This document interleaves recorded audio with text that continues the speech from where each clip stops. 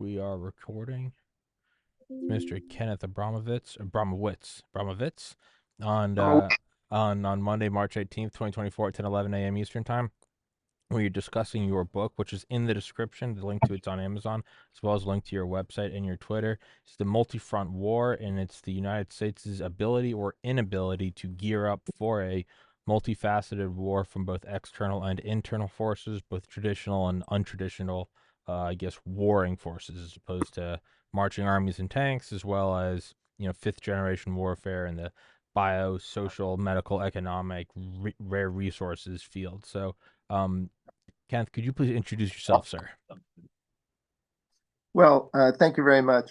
I'm Kenneth Abramowitz, and I am a threat analyst, and I've taken upon myself the task of analyzing what's wrong in society and how to fix it. Historically, I was and still am a healthcare analyst in the business world, but I work 6 days a week. I devote 3 days a week to healthcare analysis and 3 days a week to national security analysis. So I try to do both at the same time. What got you into national security analysis? 9/11. All right, fair enough. On 9/11, every one of us had a different reaction. And my reaction was, I'm an analyst. And what do analysts do? We analyze. So I said to myself, I'm going to, the 6 days a week that I work, I'm going to devote 1 day a week to national security. Nobody asked me to do it. Nobody cared. Nobody paid. And I just did it as a determined, concerned public citizen.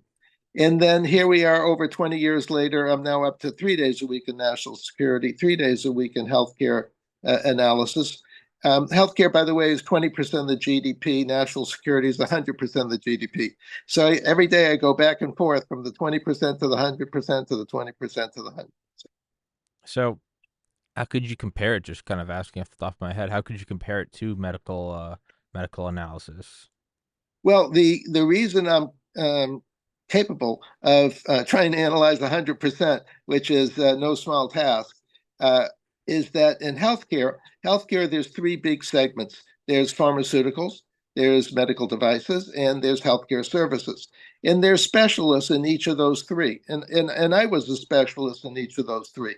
But what I became is a specialist in all three simultaneously. Hmm. In other words, I understood the interrelationship between the pharmaceuticals and the devices and the services. So when I studied national security, I used the same principles.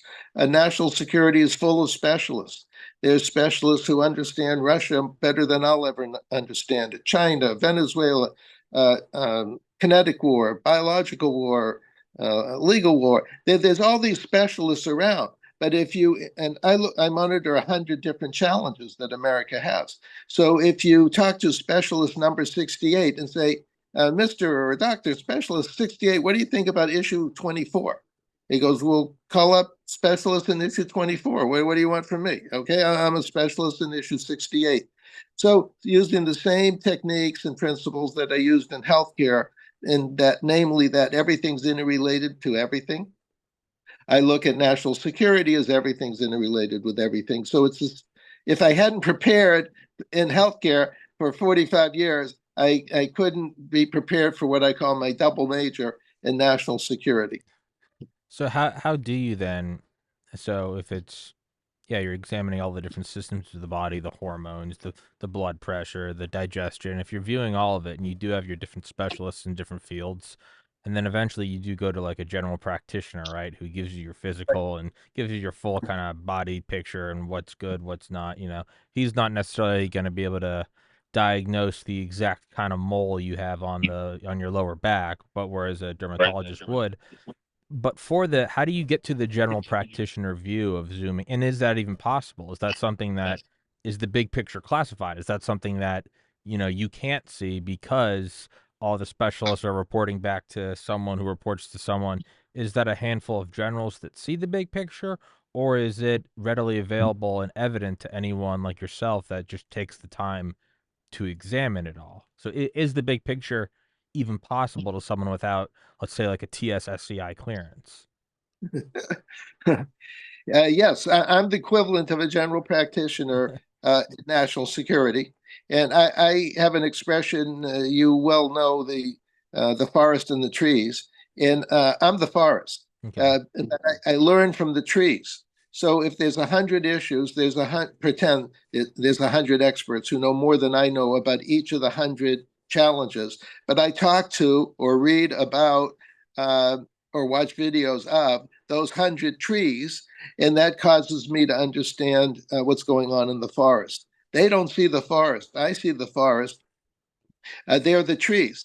And so we work together. In other words, I need the trees, the experts, to provide me the information so I can make the judgment of what's going on in the forest. Mm. They don't see the forest.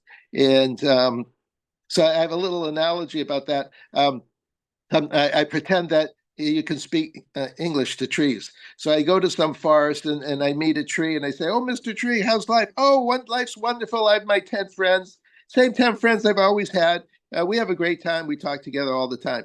And I say, "Mr. Tree, there's a fire 5 miles down the road. Can you smell that?" "Oh, no, I can smell, but I don't smell any smoke. I don't know what you're talking about." "Mr. Tree, do you know that the wind is blowing in favor of that fire and that in 2 days it's going to reach you?" "Oh, I don't know what you're talking about. I'm just a tree. I'm having a lot of fun with my 10 friends." Mm. See, so I see the fire in the tree, but in this silly example, Mr. Tree does not see the fire or Mm. does not smell the fire. Not that he's a bad tree, but Sure. he's a tree. Yeah. it, and I'm watching the forest. Mm. So I see a number of fires in our society, among democracies. You see, half the people in the world live in a democracy, half live in a dictatorship, and the dictatorships have declared war on the democracies. And so I see that war very clearly. I see what the dictatorships are doing, and I see how poorly the democracies are doing to save themselves from that, what I call that fire of the dictatorships. And that's why I was determined to conceive of this book about 10 years ago, and then write the book around 5 years ago and publish it at around 3 years ago. So what fires would you point out then, or would you note that is there a reason why, let's say, any given response to the US or by the US, excuse me, can any of those be explained by a specific fire? Like for instance, let's say we see, I don't know, uh, you know, why the emphasis on backing Ukraine versus Russia, where it seemed to the layman, it seems like Russia's more of a Cold War relic, and how come we aren't giving at the very least the same backing, if not more, to something like Taiwan, which is facing a much more new and present danger, China. Okay, well, I am an all of the above type of guy, and so I want to put out fires wherever they are. So America's under attack from three groups of bad guys. I color code them: the reds, the greens, and the blues. The reds are the communists or former communists. That would be China, Russia, North Korea, Venezuela, Cuba. And the greens are the Islamists, not Islam, color coded green for Islam, but I'm focused on the Islamists. In other words, countries that use Islam as a political movement to take over the world. And that would be Iran and Qatar. Qatar is financing the Muslim Brotherhood, and Iran is in a full state of war with Israel. And then there's the blues, color coded blue for the United Nations color, and that's the globalists. So that's the United Nations, World Economic Forum, drug cartels, and even social media companies. So the reds, the greens, and the blues have declared war on us, meaning democracies. And my feeling is that we have to fight the reds, greens, and blues everywhere in every country simultaneously. So I don't pick and choose. So if Russia is going to beat up Ukraine, we have to support Ukraine. If Iran wants to beat up Israel, we have to support Israel. If China wants to intimidate Taiwan, we have to support Taiwan. Now, we have to do all of this simultaneously with our internal challenges. So, in other words, if our border is open because of the irresponsibility of our current government, then we have to close the border. There's no contradiction. We have to do all of the above. And just like if you had five things wrong in your body, just pretend, and you went to the doctor, and the doctor says, "Oh, I'll fix your elbow," and you say, "Thanks, doc. Well, I got four other things wrong with me."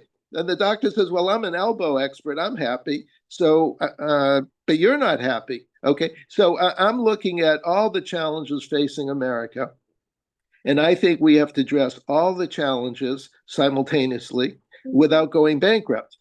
So, I mean, you're getting to a good point. Will you run out of money? Will you run out of soldiers? Will you run out of something when you try to address 100 challenges simultaneously? And my point is that we can address 100 challenges simultaneously without going bankrupt.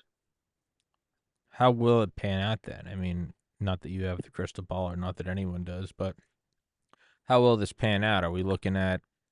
I mean, I think everyone can at least feel, if not quantify, that we are sliding towards a conflict. Are we sliding towards a World War II esque conflict where it's all out, military, total war, wartime production, just a total movement? Or is it more akin to something like the Cold War? Is it going to be, a 4 or 5 decade standoff? Which, if you had to choose one, if you're a betting man, which one would it be? We're in World War III, Mm-hmm. but World War III is different from World War I and World War II. World War I and World War II were fought over there, you know, Europe Mm. or the Far East. World War III is everybody's fighting everybody everywhere. Yeah. So, Russia and China, you look at a map and it looks like they're over there. And you say, oh, yeah, they're way over there. What's that have to do with me? Yeah, but just because they're over there doesn't mean they're here. Russia, through their KGB, has invaded our schools, our elementary schools, and our universities. China has invaded our universities through what I call cultural warfare. So they're not like killing people. They're not selling guns to professors to shoot students who disagree with them, but they fight a cultural war. For example, the cancel culture is cultural warfare by the commies, by China and Russia against America. We don't think of it as a war. We just think of it as some phenomenon or something. But from my point of view, everything's a war. And so we can fight economic. There's 7 forms of warfare. Let me state that right now. So there's kinetic warfare, which is when things blow up. So if you walk down the street and interview somebody and say, Mr. Pedestrian, what's the definition of war? They'll say, that's when things blow up, right? Okay, but there's 6 other forms of warfare that I monitor.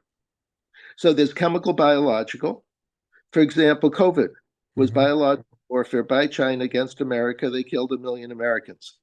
Fentanyl is chemical warfare by China against America. They killed 1 million Americans. There's 2 million Americans dead because of China chemical biological weapons. Again, walk down the street, say, Mr. Pedestrian, do you know that China killed 2 million people? They go, I have no idea what you're talking about. And stop bothering me. Okay, there's also economic warfare, fight with dollars. You can fight with lawyers. You can fight with demographics. You can fight with cyber. So, um, so there's 7 forms of warfare. Now, if you put the bad guys into 3 categories, the reds, the greens, and the blues, and you multiply 3 groups of bad guys times 7 forms of warfare, it comes out to 21 wars.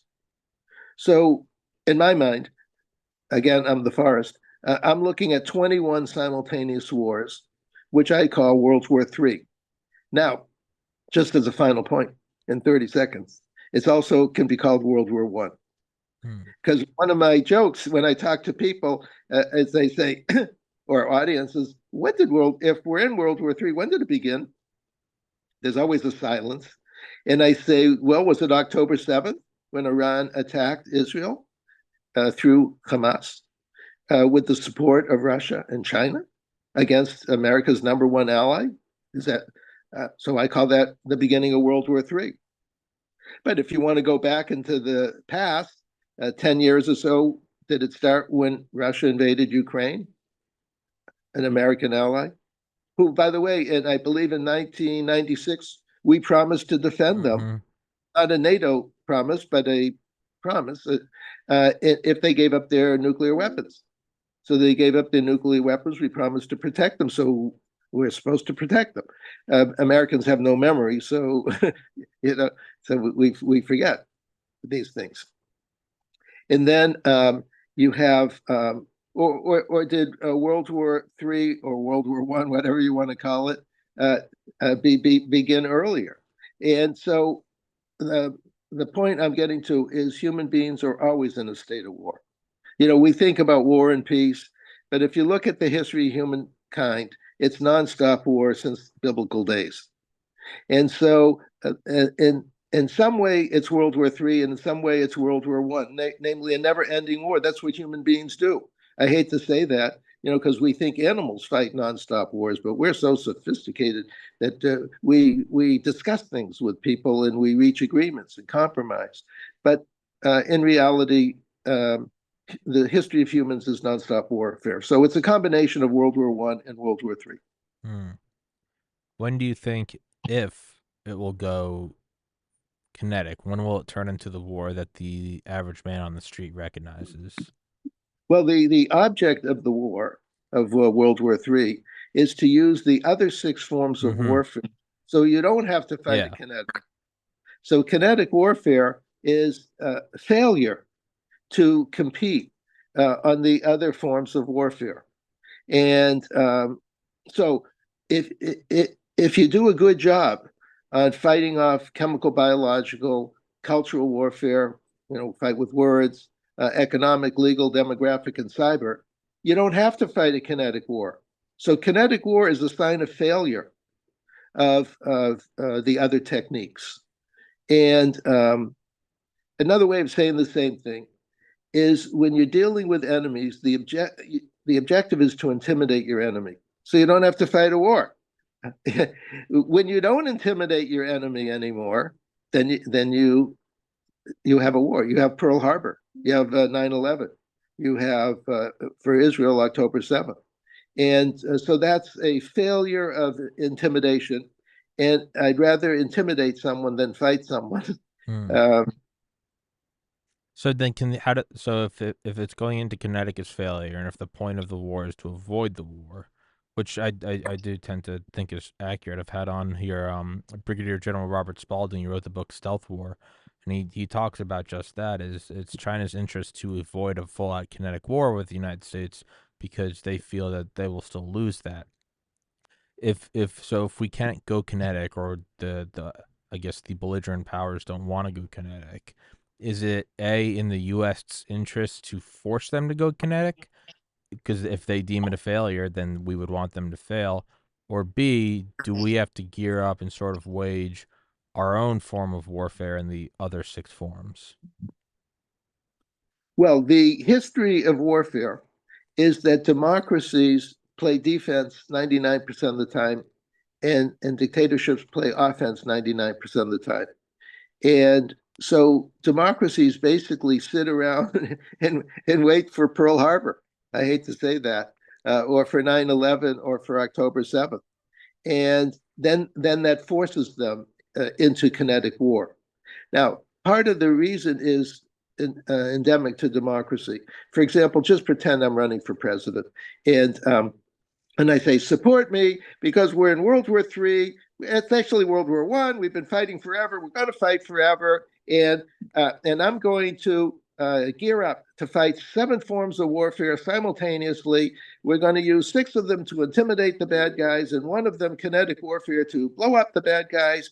And I need more of your money. And we're going to buy more aircraft carriers, more airplanes, more bullets, more soldiers, and vote for me on November 5th. Okay. Now, meanwhile, someone else running for president says, vote for me. I want peace. My opponent here is a warmonger. All he does is want to fight wars. I want peace. And support me on November 5th, and you'll get peace. Okay. So I'm going to get 1% of the vote. I'm gonna vote for you. Screw that other guy. Okay. So now I'm going to get 2% of the vote. The other guy gets 98% of the vote. And I promise you we'll have a war.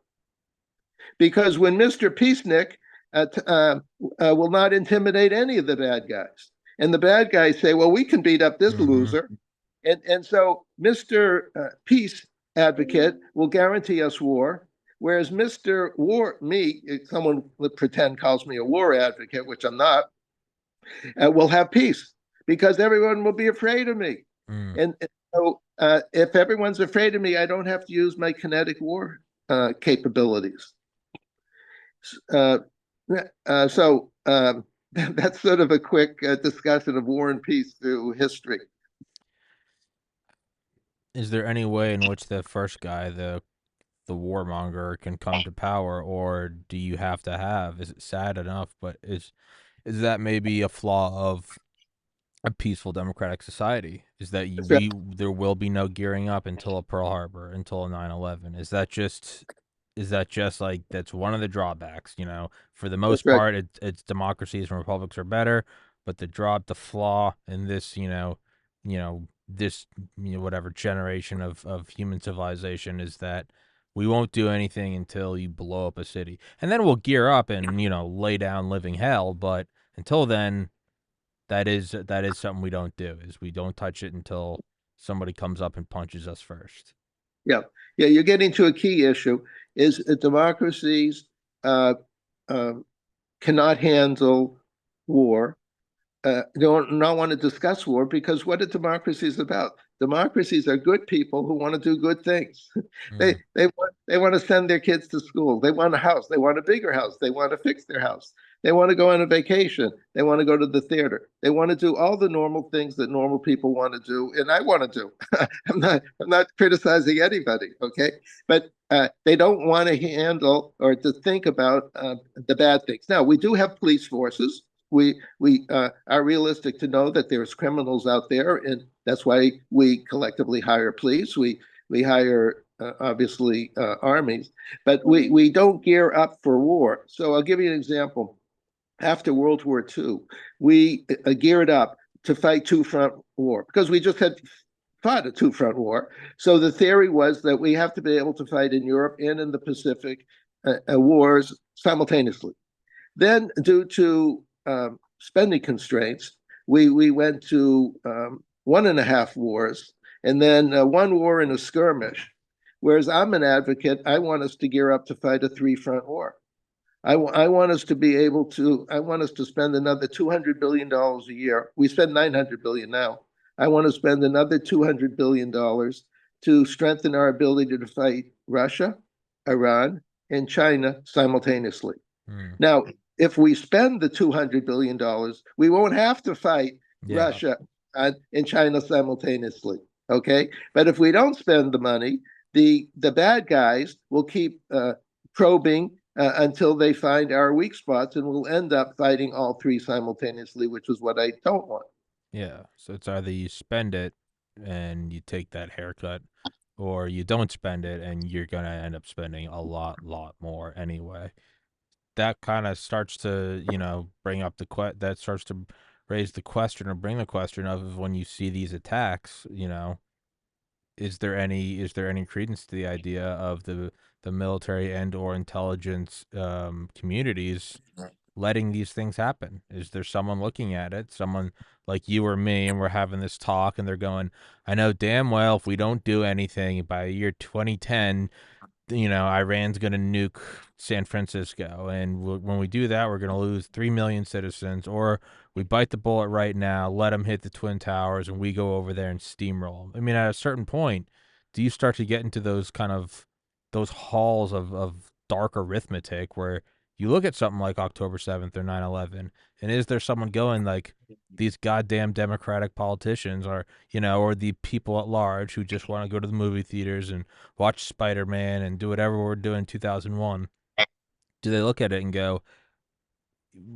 do we wait until we get attacked and we're shit out of luck, or do you do something unforgivable now and you know provide some sort of equivalent of a stand down order? And I know people don't like that idea, and I don't like that idea, but you do have to. If you and I are having this conversation, and neither you or I have spent the last 5 decades in the Pentagon, you only can imagine. This is a conversation I'm having for 1 hour on a Monday.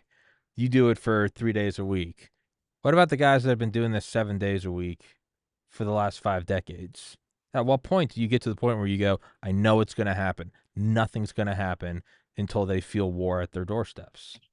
I mean, and you could say we haven't touched China. Well, there's 2 million dead. We lost 425,000 soldiers in World War II. We've lost 4 times that already from fentanyl and from COVID. At what Right? point? At what We don't point do you gear up? So that's kind of where I'm getting at. Is like, what's really going on behind the scenes? Are these things allowed to happen to galvanize the populace, or am I just totally off the deep end? no. It's just that the bad guys. Remember something about evil. Evil cannot control itself. You don't have evil people, whether it's Hitler or I mean, there's so many evil people in the Mm-hmm. past. No one evil ever said, it's a little bit Yeah. like the Butch Cassidy and Sundance Kid movie, if you remember that. They were robbing banks and robbing banks. They couldn't stop robbing banks. Till finally they robbed the bank in Mexico, and there was like 2,000 Mexican soldiers there against their two revolvers. So the history of bad guys is they stop when they're stopped. Okay, they don't just say, "Gee, I'm tired Mm. and I've taken over enough countries and I'm happy." Okay, that never happens. So the reds, the greens, and the blues have to be stopped. Someone has to stop them. They're not stopping by themselves. Okay, they're all determined to create world domination. Russia and China want to take over the world. Iran and Qatar want to take over the world. The UN and World Economic Forum and the drug cartels want to take over the world. Everyone wants to take over the world. By the way, the Reds, the Greens, and the Blues are all dictatorships. They have nothing to do with democracy. They're all unelected. They're all criminal organizations, and they all hate God, Judeo-Christian God, and they all hate the rule of law. They hate the Constitution, the Bill of Rights, the Declaration of Independence. They're criminals. So how do you stop a criminal from being a criminal? You put them in jail. But well, you're not going to put Russia in jail. You don't put China in jail. But you don't allow them to take over any more countries. That's the equivalent of putting them in jail. Is you say to them, Russia, China, Qatar, Iran, you're not taking over any more countries. That's it. Okay, number one. And number two, the countries that you've taken over, we're going to try to get you to untake them over, so to speak. So Israel is pushing Hamas, which is Iran, out of Gaza. And they're going to arrest or kill all the Hamas death cult adherents. And I think Israel should take over Gaza and annex it, okay, and make it Israel. Because the bad guys have to know that when they pull a stunt against the good guys, they lose. They're going to lose territory, okay? They're not just going to lose people because they don't care about people. And by the way, I didn't mention that democracies believe in life, liberty, and pursuit of happiness for 100% of the people. The Reds, the Greens, and the Blues, the dictatorships, believe in life, liberty, and pursuit of happiness for 10% of the people. So if 90% of the people get killed, they couldn't care less. Yeah. Okay. They only care about the 10%. So you have to make sure that the 10% suffer either physically or suffer in humiliation in terms of losing land and losing prestige and losing power. Well, then how does this pan out? Does somebody in office, do they start rolling out the extra 200 billion a year? And in what way? I mean, as time goes on, we are like, what there's like some saying it's like change before you have to. Like we are, the convergent timelines of this, universe and reality, whatever you want to call it. Like it is sliding more and more towards conflict, and we're starting to see, it's like icebergs colliding. It starts and you see little cracks and little chunks start flying off, and then they start like exploding in massive ruptures and everything. I mean, we're kind of seeing, yeah, Russia invading Ukraine, Hamas and Israel, China and Taiwan, COVID, censorship, fentanyl, space warfare. We're starting to, corporate espionage through China and the DoD. Where does this go? Because it's for, at least the last 10 years or so, it seems like we've been able to just go, that's down the road, and you kick it down the road. But I mean, there's not a whole lot of road left. Like the collision's coming. how does it? I mean, again, and not that you have the answer, not that anyone does, but how does this pan out? What I mean, what does it look? So it's March 18th, 2024, right now. What world are we looking at on March 18th, 2030? Okay, well, I'll give you the world that I prefer, and I give you the world that could happen. Is let's say we have terrible management, which we've had for a lot of years in America. So if you have terrible management and you don't do a good job on any of the seven forms of warfare, and no one's afraid of you because you did such a poor job seven times, then the bad guys will take advantage of you. Okay, so that's what we're witnessing right now. Russia says, "Well, I can go into Ukraine. Who's going to stop me?" Okay, Ukraine, who was historically part of Russia 1,000 years ago, and I decided it should be part of Russia today. And I'm big and strong, and no one will stop me. Well, what happened, ironically, to Putin's brilliance, was that the West, under attack, said, "Wait a minute, we can't let you just take over Ukraine." And so, after basically through our inaction, encouraged, in effect, encouraged Russia to invade, then the war said, then the world, particularly Western Europe and America, said, we can't tolerate this. And all of a sudden, huge amount of weapons came into Ukraine to help them fight Russia. So that's a good example of bad management. Never should have happened. if if America had said, "We promised you, Ukraine, we're defending you, come hell or high water," in 1996, and you're in effect part of NATO, and no one can mess with you because anyone who messes with you is messing with me, Russia wouldn't have gone in. So this was total mismanagement. Let's go to the other two episodes of mismanagement. So Israel carried out what I call an Israel first strategy. You know, people say America first, America first.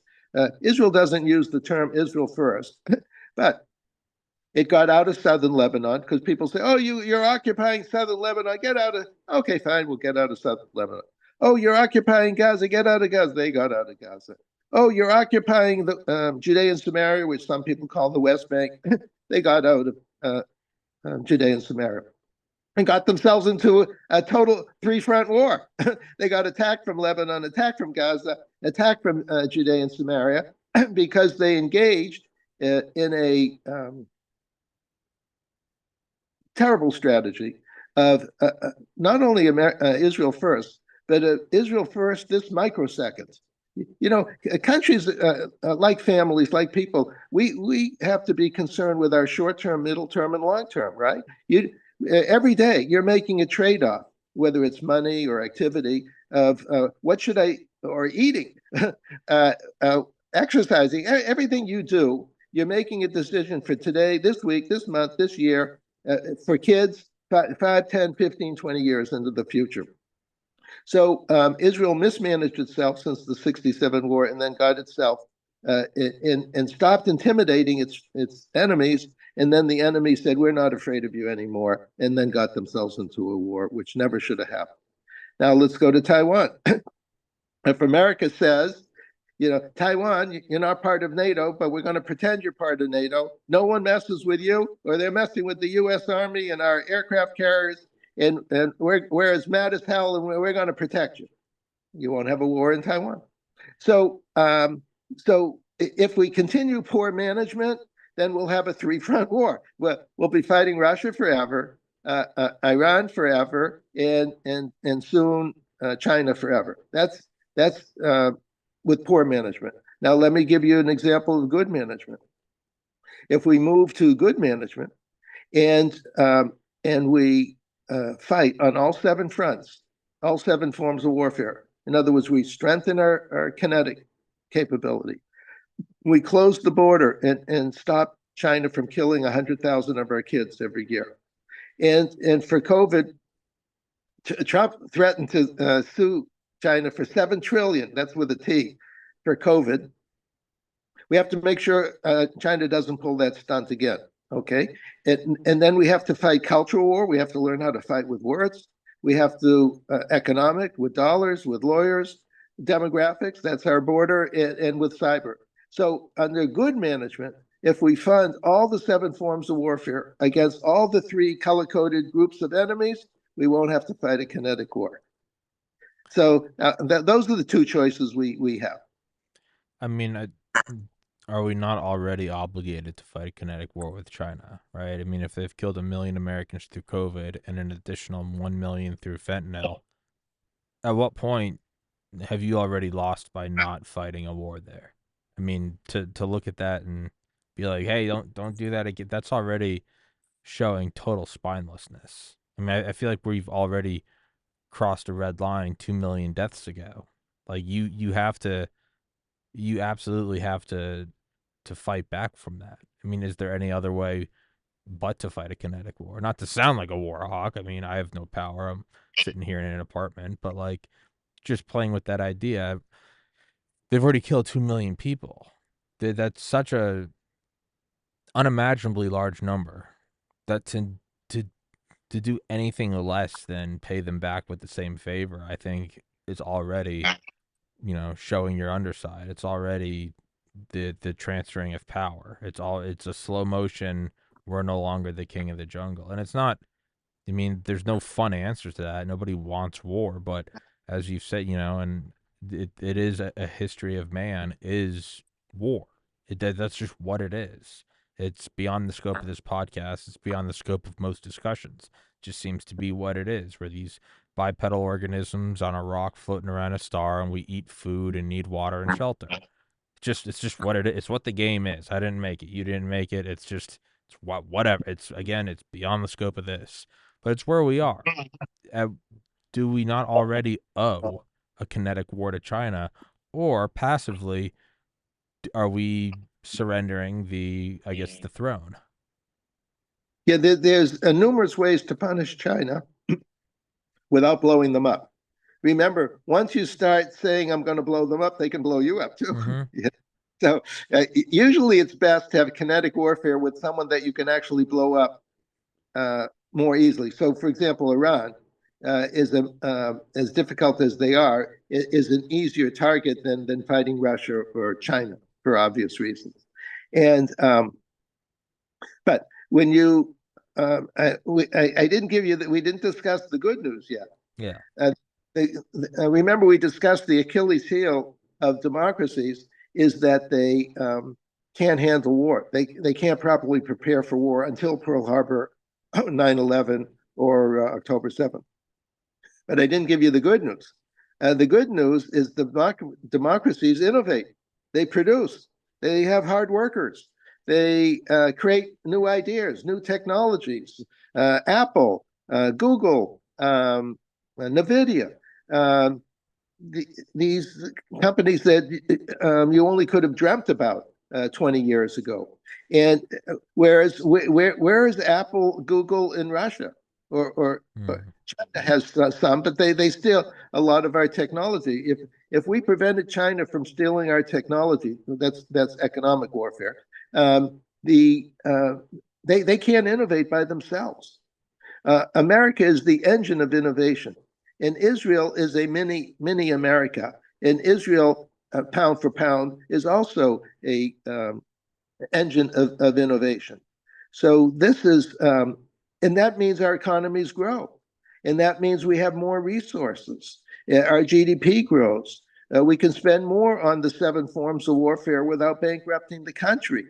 And meanwhile, China is going through big time troubles. They say they're growing 5%, but economists think they're growing 0. Their population is declining because they had this one baby policy, brilliant idea, one baby policy for like 40 years. So now they're in a terminal decline. I saw a report that over the next, by the year 2100, China's going to go from 1.4 billion to like 800 billion. And India is going to go from 1.4 billion to almost 2 billion people. So China's star shine is coming off. And so you also have to look at the good news is that we're creative and innovative, and we grow our economy. So over time, played the right way, the bad guys should be intimidated with us again because we've so mismanaged the past 10, 20 years. We have to regain the intimidation factor, and so that we don't have to use it. And so that's the challenge for the next president coming up on November 5th. So where do not what you want, not what I want. Where do you in your gut see us in 5 years? Not what you want, not what I want. I mean, I want peace. You want peace. We all want peace. Where do you truly? Where can you answer with the most honesty?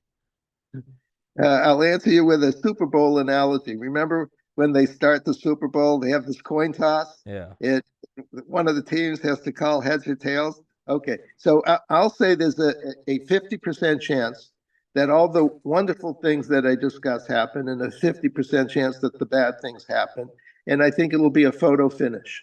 But November 5th will be the key date, key determinant date, because Trump, for whatever imperfections people think he has, is our only hope.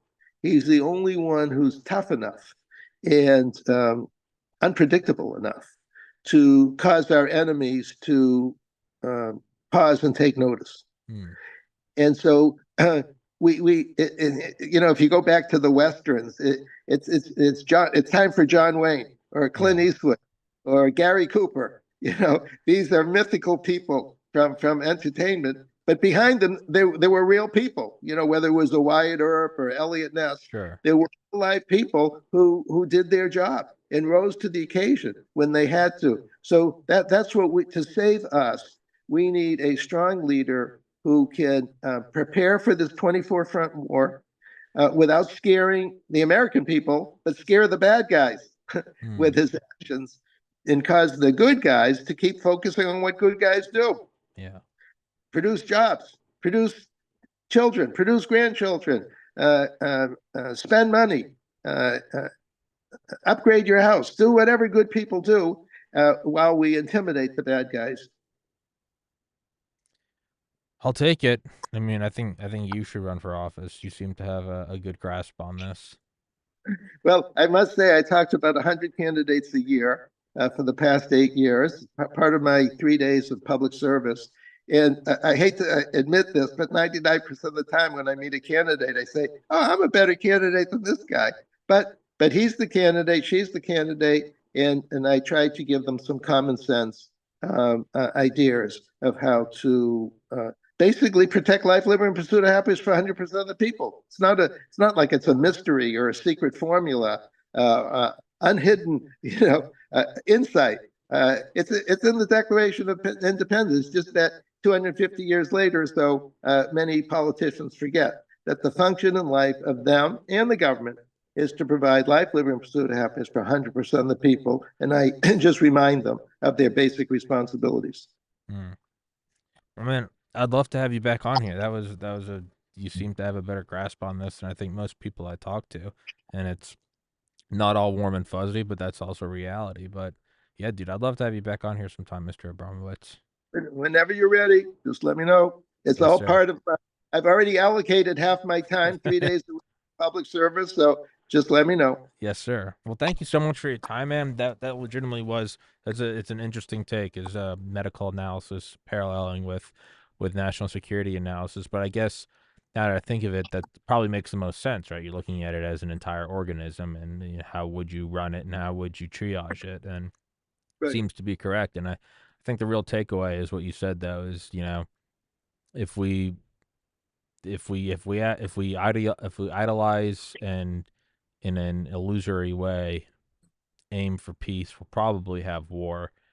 If we aim to be ready to go into war, we'll probably have peace. And it's contradictory, but I do think I think it's the reality, and I I hope that we see it for what it is, rather than fall for the idea of, oh, so and so is a war hawk, or so and so is the only person that wants peace. It's actually flipped. I think the person that is ready and gearing up for war is the person who will have peace. And yeah, I mean, I don't know. Well, I guess we'll see how it pans out.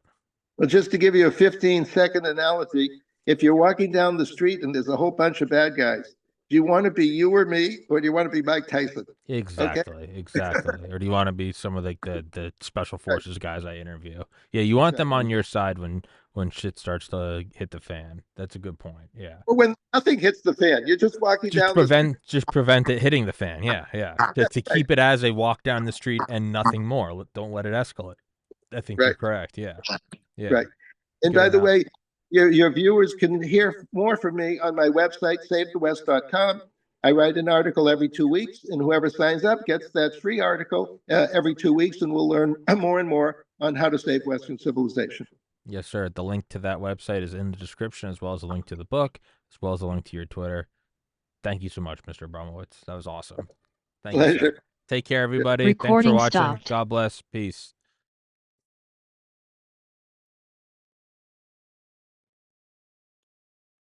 What's up, dudes? Thanks for watching.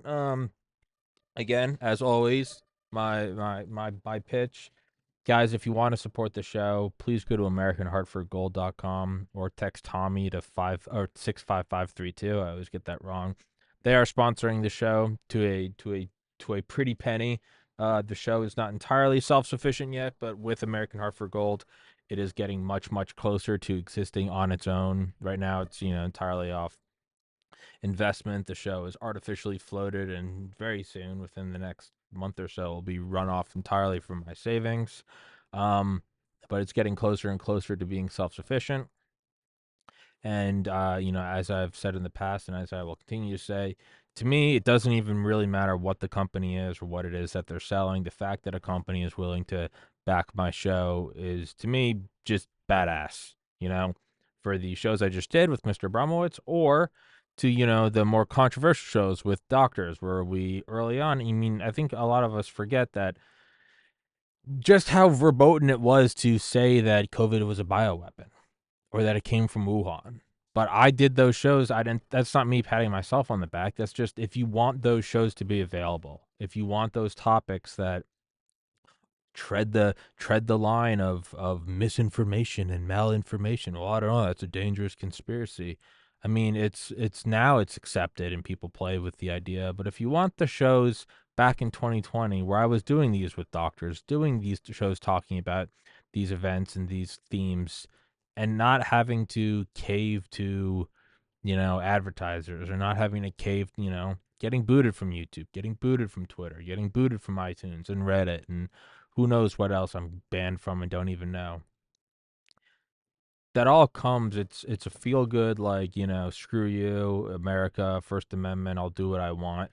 That's all feel good, and it's true. It is what I feel, and if you want to censor me, fuck you.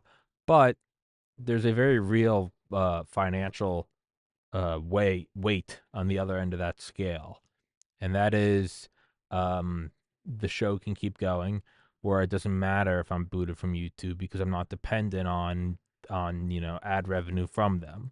It's the entire idea is to break free of any chains that other platforms or advertisers or whatever networks have on you. So to do these shows about COVID or Wuhan or whatever, or election fraud or anything, as we gear up for in all our election season, or as we start seemingly sliding towards World War III, if you want these independent shows where I can have on guests and cover any topic without having to, I wonder what YouTube's going to say, I hope I don't get another strike. If you want that sort of bend over attitude, then go to YouTube and go watch any of those shows sponsored by, I don't know, NordVPN. Or if you want a show like mine that admittedly is a little rough around the edges, but is willing to examine all sides of everything, the only limiting factor to me not doing a show with a guest is me not being able to get in touch with that guest, or having that guest say, "Hey, thanks, but no thanks." I've never backed down from a show. I don't care. It's To host a show is not the same as condoning it. If you guys want to support that, you can go to the locals, you can go to the Patreon, or you can go to American Hartford Gold. And again, the thing with that, man, is I'm not even asking you to buy anything. So, like, My Pillow sponsors the show, right? And that is buying something. That's buying slippers like the ones I'm wearing, or buying a blanket or a towel or a pillow. And that's all well and good. I think it's a badass product, but maybe you don't need it. Maybe you don't need a pillow. Maybe you don't need a blanket. And you're like, yeah, man, I want to support your show, but I don't actually need any of this shit. I get that. Go buy a brick of silver. Go buy a brick of gold. You're not spending money. You're spending $1,000, but you're getting $1,000 of silver. You're just taking it and turning it into something else. It's like if I told you to go take $100 bill and break it into $101 bills, but tell the bank that Tommy sent you. You still have $100. It's just in a different form. So go buy a chunk of gold. Go buy a chunk of silver. You'll need it if we're heading to World War III. Even without World War III, you're going to need it if they keep spending money at the rate we're spending it and deflating or inflating inflation, deflating the value of the U.S. dollar. Or it's just like me, you just have a general distrust of everyone and anyone. So if they're, say it's a central bank digital currency and it's a bunch of ones and zeros on a screen, I don't like that. I don't like the idea that you can flip that off with a switch. Because I've been banned from multiple platforms, I also know that it's possible that if I have anything based entirely on the internet, that it can be removed as quickly as it can be created. So go buy a chunk of silver. Plus, they're just cool. Like, look at this. This is 100 ounces of silver. It's heavy, it's sexy. I could probably kill someone with it, you know? And there's something there, It's shiny, it's sexy, and you could kill someone with it.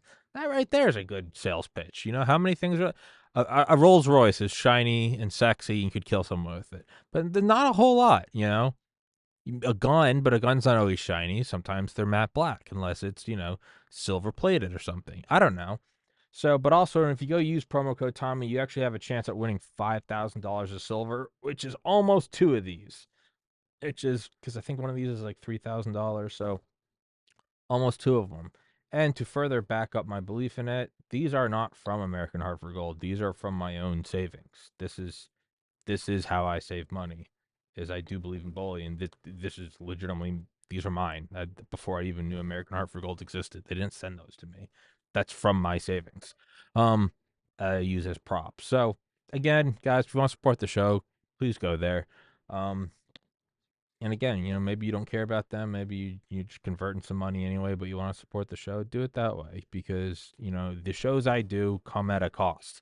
They cost money to prepare for them and to do them and to produce them and to sponsor them, not to sponsor, to promote them online. Like that all, I can't do that with a 9 to 5 job. The number of shows I do and the amount of preparation I put into these shows and the frequency that I do these shows. And then after all of that, the freedom to just be me, to be a dude in front of a flag that's like, yeah, fuck that, fuck you, shit on that. If you want that freedom, it does come at a cost. There's a reason why you can other shows or hey, here we are. Welcome at the bottom of the hour. We're going to be talking about COVID-19 and where did it come from? Now, I'm not a racist, so I'm not going to say it's China.